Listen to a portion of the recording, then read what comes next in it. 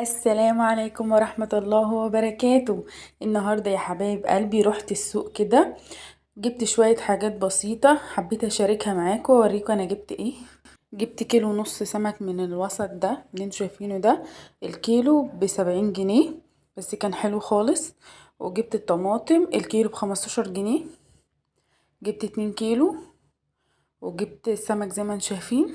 لما تيجي تنقي السمك نقيه كده يبقى محمر كده وماسك نفسه بيلمع كده وعينيه بتلمع، وما تيجي تمسكيه كده تلاقيه ناشف معاكي مش طري.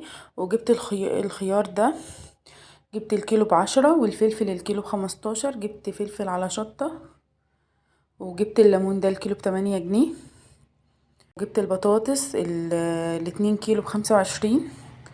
لما تيجي تنقي البطاطس للقلي نقي البطاطس بيبقى فيها حته حمرا كده، زي ما انتم شايفين هي دي اللي بتبقى للقلي، بتبقى مقرمشه وجميله للقلي، بيبقى فيها حته حمرا كده زي ما انتم شايفين، بتبقى جميله جدا ده. يعني جبت شويه حاجات بسيطه بما ان يعني انتوا عارفين الاسعار يعني ما شاء الله مولعه. يعني الواحد كان بيروح الاول بال100 جنيه بيجيب حاجات، يجيب سمك ويجيب خضار. دلوقتي ال200 جنيه ما يجيبوش حاجه خالص، هما شويه الحاجات اللي قدامكم دول ب200 جنيه. ما جبت معرفتش اجيب فاكهة بقى. كيلو واحد من العنب الكيلو ب25 جنيه.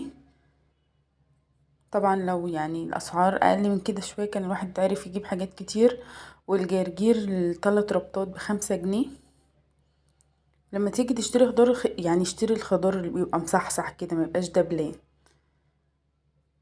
كده. طبعا انا بقالي كام شهر ما نزلتش السوق لان بتصدم اصلا من اسعار، بلقط كده كام حاجة يعني وانا نازلة بالليل كده اجيب طلب اجيب حاجة بروح جايبة مثلا كيلو طماطم كيلو خيار.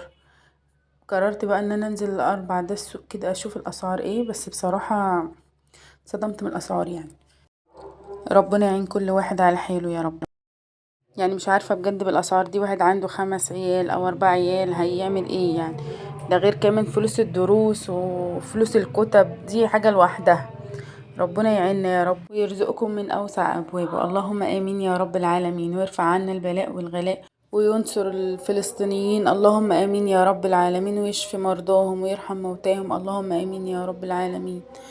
وكده يا حبايب قلبي يكون الفيديو بتاعي خلص ووريتكم الحاجات البسيطة اللي أنا جبتها زي ما انتوا شفتوا كده. ان شاء الله المرة الجاية لو جبت حاجات يعني ازيد من كده هوريكم برضو كده يا حبايبي. وحاجات صبحة وجميلة، اهم حاجة ان انت بتروحي بدري شوية علشان تجيبي الحاجات صبحة وجميلة كده زي ما انتوا شايفين. والحمد لله يعني اي اقل حاجة، والحمد اقل من كده كمان الحمد لله. يعني في ناس ما بتقدرش تجيب، يعني احنا معانا ونقدر نجيب حاجة زي كده، في ناس ما بتقدرش تجيب حاجة خالص. اللهم لك الحمد ولك الشكر يا رب العالمين. منتظروني يا حبايب قلبي في فيديو جديد ان شاء الله.